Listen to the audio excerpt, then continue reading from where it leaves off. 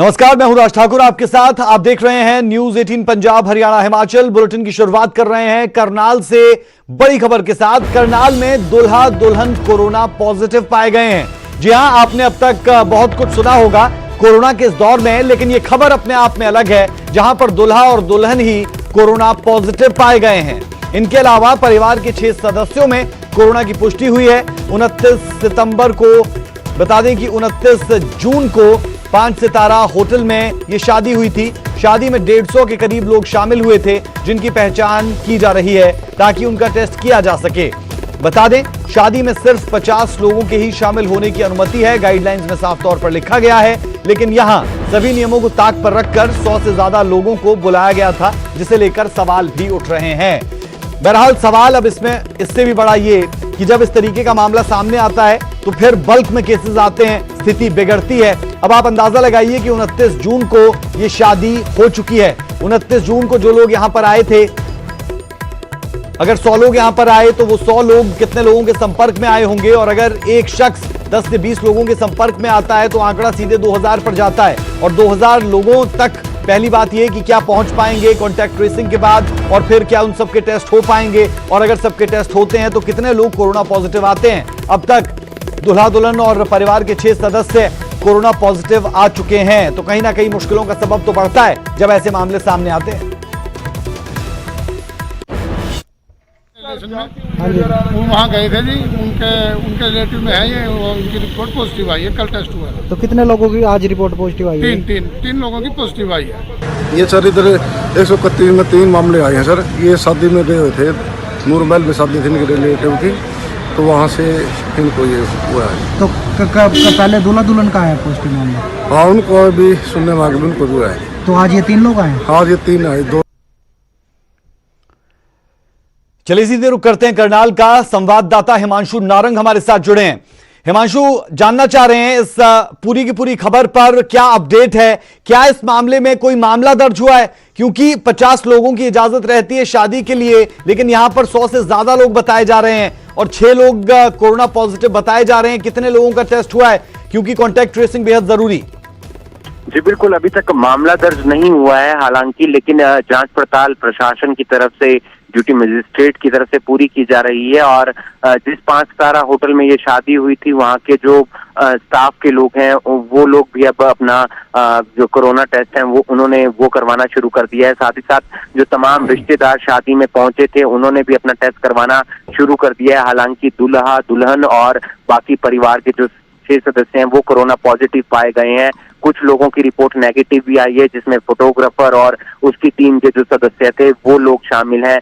लेकिन एक चीज समझने की ये होगी कि उन लोगों तक पहुंचना बेहद ज्यादा जरूरी है जो लोग शादी में आए थे। कुछ लोग डर जरूर गए होंगे और कुछ लोग डर के कारण सामने नहीं आ रहे होंगे। तो ऐसे में प्रशासन लगातार ये भी अपील कर रहा है कि जो लोग उस समय शादी में मौजूद थे वो लोग सब सामने आए और ये भी लिस्ट दें कि आप लोग किन किन के कॉन्टेक्ट में गए हैं, क्योंकि 150 के आसपास लोग बताए जा रहे हैं और एक भी व्यक्ति अगर 5 से 7 लोगों के भी संपर्क में गया है तो आंकड़ा 1000 के पार पहुंच जाता है। तो ऐसे में समझने वाली बात ये है कि कौन कौन लोग टेस्ट करवाते हैं अपना कोरोना का, और आने वाले टाइम में यानी कि कल या परसों जो कोरोना का मेडिकल बुलेटिन आएगा उसमें जो तादाद है कोरोना पॉजिटिव मरीजों की वो भी बढ़ती नजर आ सकती है। हिमांशु, लेकिन यहाँ पर चिंता की बात यह भी है कि आज 5 जुलाई है और 29 जून को यह शादी हो चुकी है, यानी बीच में पूरा एक हफ्ता निकल चुका है। अब एक हफ्ते में एक शख्स 5 से 7 आपने कहा, लेकिन अगर आप अंदाजा लगाएं तो आराम से 20 से 30 लोगों के संपर्क में आया होगा, और इसीलिए कहा जा सकता है कि 3000 से ज्यादा लोग भी, 2000-3000 के करीब लोग यहां पर ऐसे हो सकते हैं जो कोरोना की जद में आए। ऐसे में यह जरूरी कि कुछ ना कुछ इसके लिए किया जाए। क्या कदम उठाए गए हैं कॉन्टैक्ट ट्रेसिंग के लिए? जी बिल्कुल, एक लिस्ट मांगी गई है जिस 5 स्टार होटल में ये शादी हुई थी वहां पर कि कौन कौन लोग इस शादी में शामिल हुए थे, उनकी संख्या पूरी नोट की जा रही है। और ये भी नोट किया जा रहा है राज कि वो आए कहाँ कहाँ से थे। बताया जा रहा है कुछ लोग कुरुक्षेत्र से भी आए थे, कुछ लोग यूपी से भी आए थे, कुछ लोग एनसीआर के एरिया से भी आए थे, और एनसीआर में जो आपने प्रभाव देखा है कोरोना का वो बेहद ज्यादा है। तो समझने की बात ये है कि पूरी लिस्ट जो है वो ड्यूटी मजिस्ट्रेट और प्रशासन को अगर मिल जाती है तो उन लोगों तक पहुंचने का प्रयास किया जाएगा, फोन से उनके कांटेक्ट करने का प्रयास किया जाएगा और साथ ही साथ ये पता करने की कोशिश की जाएगी कि आप लोग किन किन लोगों के संपर्क में आए हैं। कल भी कोरोना का आंकड़ा बढ़ सकता है क्योंकि कुछ लोगों ने आज टेस्ट करवाए हैं जो लोग शादी में शामिल हुए थे या उनके संपर्क में आए हैं, जो उनके दूल्हा दुल्हन के रिश्तेदार हैं। तो कहीं ना कहीं जो प्रशासन ने गाइडलाइन बनाई है उनके नियमों का पालन करना बेहद जरूरी है, क्योंकि पिछले दिनों करनाल के अंदर एक निजी हॉस्पिटल के अंदर भी तकरीबन 30 से 35 केस आ गए थे, क्योंकि उन्होंने एक ऐसे पेशेंट को भर्ती कर लिया था जिनके सिम्टम्स कोरोना से मिलते जुलते थे और बाद में जब उनकी रिपोर्ट आती है वो कोरोना पॉजिटिव आती है और उसके चलते आंकड़ा 40 के आसपास पहुंच जाता है एक निजी हॉस्पिटल का। और ऐसा ही मामला अब ये 5 स्टार होटल का आया है जहां पर और कहीं ना कहीं चिंताओं का बढ़ना लाजमी हो जाता है। हिमांशु, इस खबर के बाद अपडेट्स के लिए हम लौटते रहेंगे आपके पास, अभी के लिए बेहद शुक्रिया।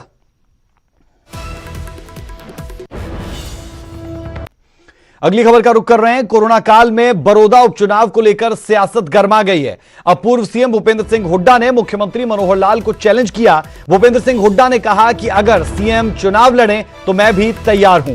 दरअसल बड़ौदा की सीट कांग्रेस विधायक के निधन से खाली हुई है, जिसके बाद भूपेंद्र सिंह हुड्डा सीधे तौर पर यह चैलेंज देते हुए मौजूदा सीएम मनोहर लाल को कि अगर आप तैयार है बड़ौदा सीट से चुनाव लड़ने के लिए तो मैं आपके सामने चुनाव लड़ने को तैयार हूं। करते हैं तो चुनाव तो 24 में होंगे, बड़ौदा में फैसला होने दो ना। मुख्यमंत्री जी भी लड़ लेते हैं, मैं भी लड़ लेता हूं, यहाँ से बड़ौदा के लोग फैसला कर लेंगे। आपका सीधी चुनौती है क्या सीएम को कि मैं भी उतरूंगा? उन्होंने कहा हाँ, अगर वो उतरे मैं उतरूंगा।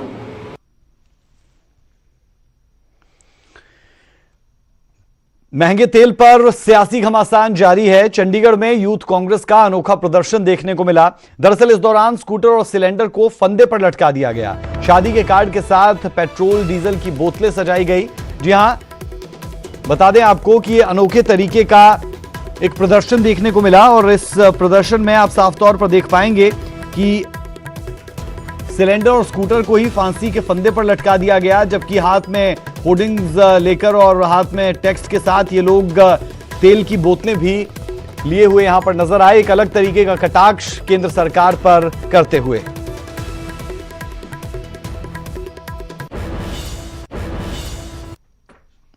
ਨੂੰ ਹੱਲੋਂ ਬੇਹਾਲ ਕਰ ਰੱਖਿਆ ਔਰ ਹੁਣ ਸਭ ਤੋਂ ਵੱਡਾ ਮੁੱਦਾ ਲਗਾਤਾਰ ਵਧ ਰਹੀਆਂ ਤੇਲ ਦੀਆਂ ਕੀਮਤਾਂ। ਹਰ ਪਾਸੇ ਲੋਕ ਤਰਾਈ ਕਰ ਰਹੇ ਨੇ ਔਰ ਅਜਿਹੇ ਹਾਲਾਤਾਂ 'ਚ ਵਿਰੋਧੀ ਧਿਰਾਂ ਲਗਾਤਾਰ ਪ੍ਰੋਟੈਸਟ ਕਰ ਰਹੀਆਂ ਨੇ। ਚੰਡੀਗੜ੍ਹ ਦੇ ਵਿੱਚ ਕਾਂਗਰਸ ਦੇ ਵੱਲੋਂ, ਯੂਥ ਕਾਂਗਰਸ ਦੇ ਵੱਲੋਂ ਇੱਕ ਪ੍ਰੋਟੈਸਟ ਕੀਤਾ ਜਾ ਰਿਹਾ। ਤੁਸੀਂ ਦੇਖ ਪਾ ਰਹੇ ਹੋ ਇਹ ਤਸਵੀਰਾਂ। ਚੰਡੀਗੜ੍ਹ ਯੂਥ ਕਾਂਗਰਸ ਦੇ ਵੱਲੋਂ ਕੇਂਦਰ ਦੀ ਮੋਦੀ ਸਰਕਾਰ ਦੇ ਖਿਲਾਫ ਇਹ ਪ੍ਰੋਟੈਸਟ ਕੀਤਾ ਜਾ ਰਿਹਾ। ਹੱਥਾਂ ਦੇ ਵਿੱਚ ਤਖਤੀਆਂ ਫੜੀਆਂ ਹੋਈਆਂ ਨੇ। ਛੋਟੀਆਂ ਬੋਤਲਾਂ ਦੇ ਵਿੱਚ ਤੁਹਾਨੂੰ ਪੈਟਰੋਲ ਨਜ਼ਰ ਆਏਗਾ, ਯਾਨੀ ਸਿੱਧੇ ਤੌਰ ਤੇ ਸਰਕਾਰ ਨੂੰ ਐਸਾ ਸੰਕੇਤ ਦੇਣ ਦੀ ਕੋਸ਼ਿਸ਼ ਕਿ ਹੁਣ ਤੇਲ ਆ ਜਿਹੜਾ ਉਹ ਇਹਨਾਂ ਬੋਤਲਾਂ ਦੇ ਵਿੱਚ ਪਾਉਣ ਦਾ ਹੀ ਕਾਬਲ ਰਹਿ ਗਏ ਨੇ ਲੋਕ, ਕਿਉਂਕਿ ਰੇਟ ਇਸ ਕਦਰ ਵੱਧ ਗਿਆ। ਗੈਸ ਸਿਲੰਡਰ ਮਹਿੰਗੇ ਹੋ ਗਏ। ਗੈਸ ਸਿਲੰਡਰ ਦੇਖੋ ਉੱਪਰ ਲਟਕਾਏ ਹੋਏ ਨੇ। ਹਰ ਤਰੀਕੇ ਨਾਲ ਪ੍ਰੋਟੈਸਟ ਕਰਨ ਦੀ ਕੋਸ਼ਿਸ਼ ਕੀਤੀ ਜਾ ਰਹੀ ਹੈ। ਯੂਥ ਕਾਂਗਰਸ ਦੇ ਵੱਲੋਂ ਅੱਜ ਪ੍ਰੋਟੈਸਟ ਕੀਤਾ ਜਾ ਰਿਹਾ ਜੀ। ਇਹ ਅਸੀਂ ਦੇਖ ਰਹੇ ਹਾਂ ਛੋਟੀਆਂ ਸ਼ੀਸ਼ੀਆਂ ਦੇ ਵਿੱਚ ਪੈਟਰੋਲ ਪਹੁੰਚ ਗਿਆ।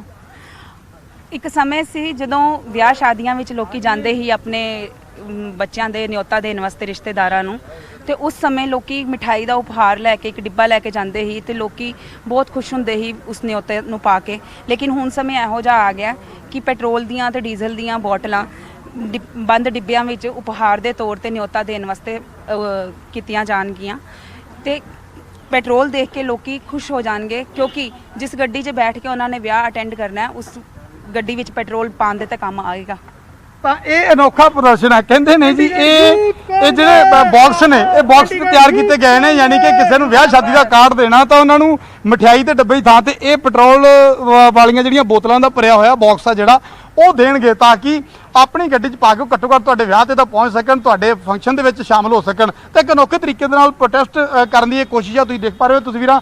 ਔਰ ਐਕਟਿਵਾ ਜਿਹੜੀਆਂ ਨੇ ਉਹ ਕਹਿੰਦੇ ਹੁਣ ਸੜਕਾਂ ਤੇ ਚੱਲਣ ਦੀ ਬਜਾਏ ਉਹ ਤਾਂ ਹੁਣ ਇਦਾਂ ਲਟਕਾਉਣ ਦੇ ਕਾਬਲ ਹੀ ਰਹਿ ਗਈਆਂ। ਘਰ ਦੇ ਵਿੱਚ ਵੀ ਤੁਸੀਂ ਉਹਨਾਂ ਨੂੰ ਲਟਕਾ ਦਿਓ ਤਾਂ ਠੀਕ ਹੈ, ਨਹੀਂ ਤਾਂ ਜਿੰਨੀ ਮਹਿੰਗਾਈ ਹੈ, ਜਿੰਨਾ ਮਹਿੰਗਾ ਤੇਲ ਹੈ, ਉਹਦੇ ਨਾਲ ਤੁਸੀਂ ਇਹਨਾਂ ਨੂੰ ਸੜਕਾਂ ਤੇ ਨਹੀਂ ਚਲਾ ਸਕੋਗੇ। ਗੈਸ ਸਿਲੰਡਰ ਜਿਹੜੇ ਨੇ ਉਹ ਰਸੋਈ ਦੇ ਵਿੱਚੋਂ ਚਬੂਤਰੇ ਤੇ ਪਹੁੰਚ ਗਏ ਨੇ। ਐਸੇ ਹਾਲਾਤ ਦਿਖਾਉਣ ਦੀ ਕੋਸ਼ਿਸ਼ ਕੀਤੀ ਜਾ ਰਹੀ ਹੈ ਯੂਥ ਕਾਂਗਰਸ ਦੇ ਵੱਲੋਂ।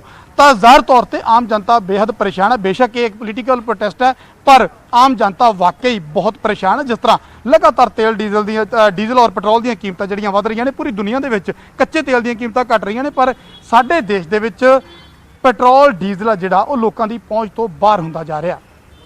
कैमरामैन सुखजिंदर के नाल नपिंदर सिंह बराड़, न्यूज़ 18 चंडीगढ़। अगली खबर का रुख कर रहे हैं। महंगे तेल पर यह सियासी घमासान को लेकर खबर आपने देखी, जहां पर पूरे तरीके से अजीबोगरीब तरीके से चीजें की गई और चंडीगढ़ में यूथ कांग्रेस का यह अनोखा प्रदर्शन आपने देखा। बहरहाल अगली खबर का रुख कर रहे हैं और खबर है पानीपत से। पानीपत में हनी ट्रैप का मामला सामने आया, जहां एक LIC एजेंट को रेप के झूठे केस में फंसाकर ब्लैकमेल किया जा रहा था। हालांकि पुलिस ने महिला और उसके एक साथी को रंगे हाथ गिरफ्तार किया है।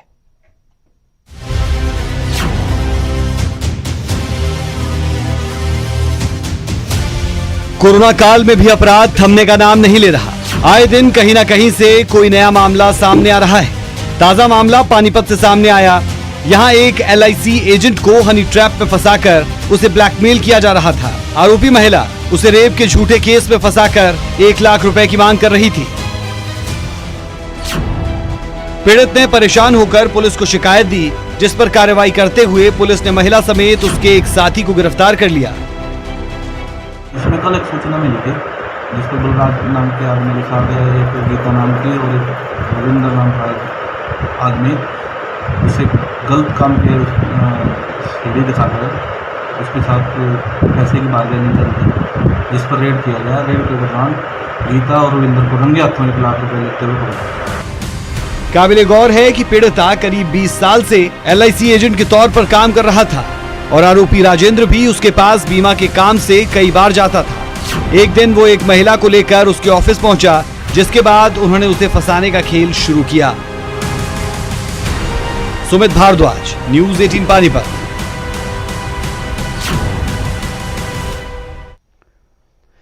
यमुनानगर से दिल दहला देने वाली तस्वीरें सामने आई, जहां बदमाशों ने सरेआम लाठी डंडों से एक युवक को पीट पीट कर अधमरा कर दिया। आप भी देखिए गुंडागर्दी का यह नंगा नाच।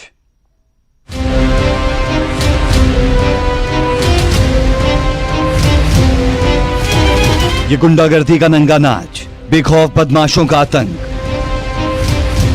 जिन्हें किसी का डर नहीं। ये कानून की धज्जियां उड़ाती तस्वीरें। जरा देखिए इन तस्वीरों को, कैसे ये बदमाश इस युवक की लाठी डंडों से पिटाई कर रहे हैं। एक रुकता है तो दूसरा मारता है और फिर मिलकर इस पर टूट पड़ते हैं।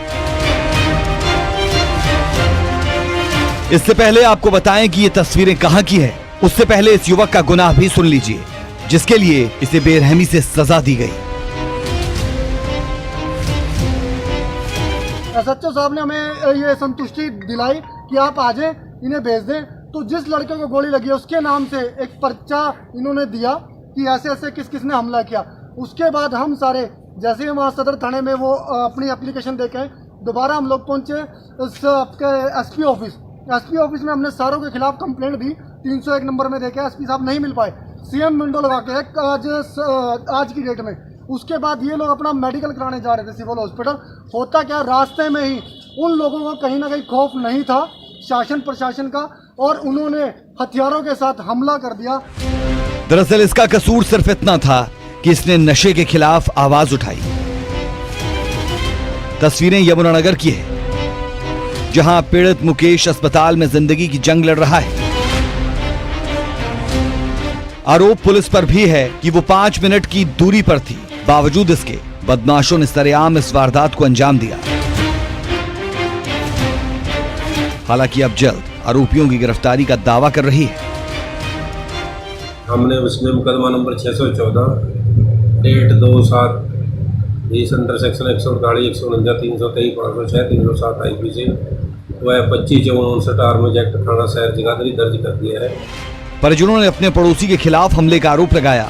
दरअसल इससे पहले भी पड़ोसी ने उनके साथ झगड़ा किया, जिसके बाद मुकेश मेडिकल करवाने जा रहा था कि तभी उसका पीछा कर रहे हथियारबंद बदमाशों ने इस वारदात को अंजाम दिया।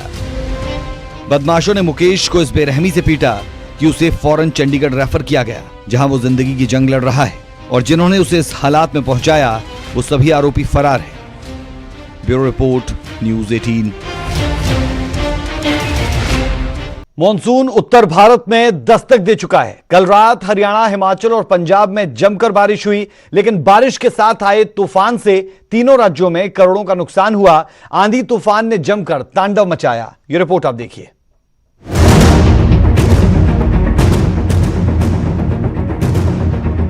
ये तस्वीरें हिमाचल, पंजाब, हरियाणा में हुई तबाही की। शनिवार रात को कांगड़ा, अमृतसर और पानीपत में आए तूफान ने कैसा तांडव मचाया, ये तस्वीरें उसकी बानगी भर। मॉनसून की ठंडी फुहारों का हर कोई इंतजार कर रहा था ताकि तपती गर्मी से कुछ राहत मिले, लेकिन शनिवार रात को आई आंधी तूफान ने भयंकर उत्पात मचाया। हिमाचल के कांगड़ा में आंधी और तूफान की वजह से नेशनल हाईवे समेत कई लिंक रोड बंद हो चुके हैं। कई रास्तों पर वाहनों की आवाजाही पूरी तरह से ठप हो गई। धर्मशाला, कांगड़ा, चंडीगढ़, दिल्ली नेशनल हाईवे पर जवाहर नगर के पास एक भारी पेड़ के गिरने से जहां बड़े वाहनों की आवाजाही पूरी तरह से ठप हो गई, वहीं दोपहिया वाहन चालक खुद वाहनों को उठा कर वहां से निकल रहे हैं। वहीं धर्मशाला में बने प्रदेश के एकमात्र शहीद स्मारक में भी लाखों रुपए के नुकसान का अनुमान है। यहां हाल ही में भारतीय सेना के फाइटर जेट को डिस्प्ले किया गया था और आज उसी फाइटर जेट पर एक भारी पेड़ गिर जाने से उसे बेहद नुकसान हुआ। बिजली के खंभे गिरने से कई इलाके अंधेरे में डूब गए। किसानों की फसलें भी तबाह हो गई।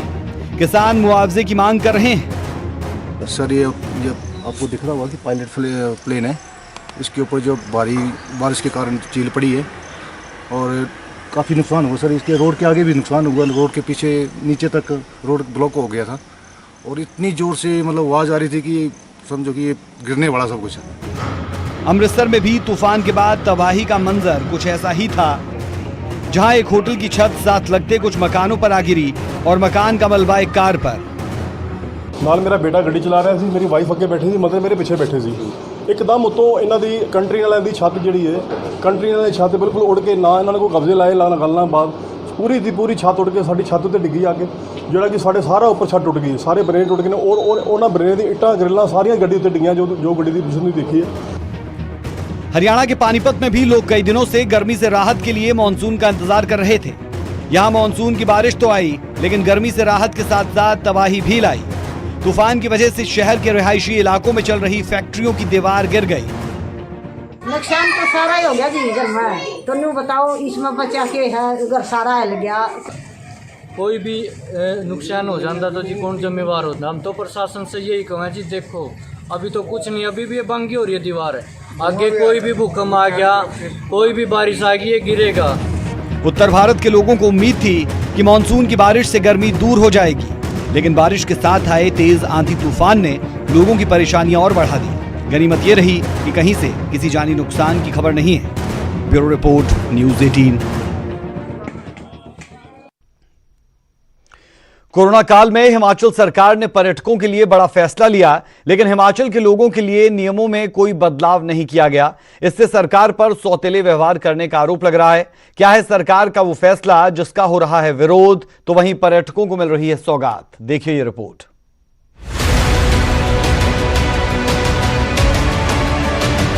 कोरोना से पर्यटन व्यवसाय को हुए नुकसान की भरपाई के लिए हिमाचल की सीमाएं सशर्त पर्यटकों के लिए खोल दी गई हैं। सिर्फ कोरोना नेगेटिव रिपोर्ट के साथ ही पर्यटकों को हिमाचल में एंट्री मिलेगी। ई कोविड पास के साथ पर्यटक हिमाचल में आ सकते हैं। अब जो आपको करना है, अगर आप राज्य के बाहर से आ रहे हैं तो आपको अपने को रजिस्टर कराना पड़ेगा कि साहब हम जो है फलां इलाके से जो है शिमला या किसी अन्य इलाके में जहां आप जाना चाह रहे हैं उसका आपको एड्रेस देना पड़ेगा। जहां से आपकी जर्नी स्टार्ट हो रही है उसका आपको एड्रेस देना पड़ेगा। सिर्फ आपको रजिस्टर करना है, आपको कोई अनुमति जो है अब नहीं मिलेगी, सिर्फ आपको एक इन्फॉर्म करना है कि हम आ रहे हैं। लेकिन हिमाचल के अपने लोगों के लिए नियमों में कोई बदलाव या छूट नहीं। पहले की तरह बाहर से आए हिमाचली को 14 दिन तक संस्थागत या होम क्वारंटीन होना पड़ेगा। तो अगर आप हाई लोड कोविड सिटी से आ रहे हैं तो आप फिर भी जो है इंस्टीट्यूशनल क्वारंटाइन में जाएंगे, अन्यथा आप होम क्वारंटाइन में 14 दिन के लिए रहेंगे। सरकार के इस फैसले को Shimla hotel and restaurant association के अध्यक्ष संजय सूद ने अपनों के साथ सौतेला व्यवहार बताया। हम बिल्कुल इसका समर्थन नहीं करते। अगर इनको टूरिज़्म की इतनी चिंता थी तो हम मई के मंथ में हम इसको खोल सकते जब टूरिज़्म पीक पे होता है। अब इन दिनों में तो टूरिज़्म की कोई बात ही नहीं है। तो टूरिस्ट एक सर्टिफिकेट लेके आएगा, होटल में रहेगा और घूम फिर सकता है। क्या वो हमारे सिटीजन्स, हमारे स्टाफ और हमारे जो लोकल्स है, क्या उनको डेंजर में नहीं रखेगा? ऐसा नहीं है कि सरकार के फैसले का चौतरफा विरोध ही हो रहा है, कुछ लोग इस फैसले की सराहना भी कर रहे हैं। होटलियर्स एसोसिएशन ने आर्थिक गतिविधियों की शुरुआत को अच्छा संकेत बताया। जो टूरिस्ट भी कोई घूमने के आता है वो सर्च करता है कि मैं कहाँ जाऊं, तो मंसूरी खुला है, नैनीताल खुला है, गोवा खुला है, दार्जिलिंग खुला है, ये सारी जगह खुली हैं। और हिमाचल ना खुला होता तो पर्यटन अपनी जो हिमाचल आने की सोच है उसको बदल के कहीं और चला जाता। इस फैसले से सरकार हिमाचल के पर्यटन को फिर से पटरी पर लाने का प्रयास तो करना चाहती है, लेकिन सवाल इस बात पर है कि इस फैसले से अगर प्रदेश में कोविड की स्थिति बिगड़ती है तो क्या सरकार उसके लिए तैयार है? रेशमा कश्यप, न्यूज़ 18 शिमला। हिमाचल की पहचान बन चुका रसीला सेब अब मार्केट में आ चुका है। अर्ली वैरायटी का सेब मार्केट में आया है जिससे अच्छे दाम मिल रहे हैं। आप ये रिपोर्ट देखिए, हमें इजाजत दीजिए। नमस्कार। ये खूबसूरत लाल लाल सेब हिमाचल की पहचान है, जो फल मंडियों की शोभा बढ़ाने के लिए मार्केट में उतर आया है। जी हां, हिमाचल में सेब सीजन शुरू हो गया है। अर्ली वैरायटी का टाइडमैन सेब शनिवार को भट्टा कुफर फल मंडी में बिकने के लिए पहुंचा, जिसके बागवानों को अच्छे खासे दाम मिले हैं। टाइडमैन सेब प्रति बॉक्स 1900 से 2000 के हिसाब से बिका, जो पिछले साल की तुलना में 400 रुपए से लेकर 500 रुपए ज्यादा है। बागवान भी अच्छे दाम मिलने से खुश हैं। सेब के साथ साथ नाशपाती के भी अच्छे दाम मिल रहे हैं। शनिवार को भट्टा कुफर मंडी में नाशपाती का एक बॉक्स 3200 रुपए तक बिका। बेशक दाम अच्छे मिल रहे हैं, लेकिन बागवानों को इस बार मजदूरों की कमी खल रही है। दरअसल नेपाली मजदूर कम संख्या में आए, इसलिए बागवानों को तोड़ान से लेकर सेब को मार्केट तक पहुंचाने की चिंता सता रही है।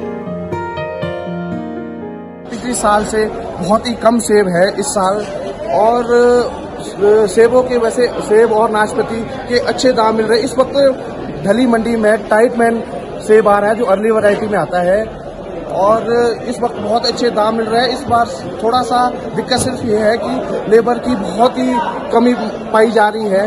नेपाल से लेबर नहीं आ रही है, जिस कारण लोग बागवान किसान बहुत परेशान हुए हैं। हालांकि बागवानी मंत्री महेंद्र सिंह ठाकुर का दावा है कि इस बार बागवानों को सेब के अच्छे दाम मिलेंगे, क्योंकि पैदावार कम होगी, लेबर की भी दिक्कत नहीं रहेगी। सरकार ने और विभाग ने सारी तैयारियां की हुई हैं। माननीय मुख्यमंत्री जी खुद मॉनिटर कर रहे हैं।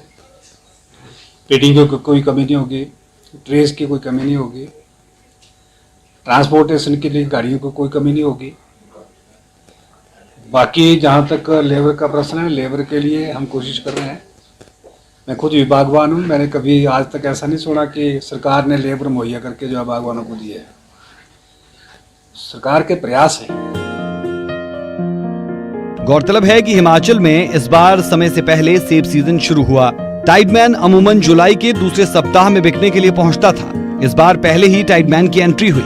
सेबों का राजा रॉयल 20 जुलाई के आसपास फल मंडियों में पहुंचेगा। इस बार 2.5 करोड़ सेब पेटियां होने का अनुमान है, जो पिछले साल करीब 4 करोड़ थी। ऐसे में दाम अच्छे होंगे। हिमाचल की आर्थिकी में अकेले सेब का योगदान 4000 करोड़ रुपए से ज्यादा है। बहरहाल देखने वाली बात ये कि लेबर की समस्या से जूझ रहे बागवानों को सरकार कैसे राहत पहुंचाएगी। प्रदीप ठाकुर, न्यूज़ 18 शिमला।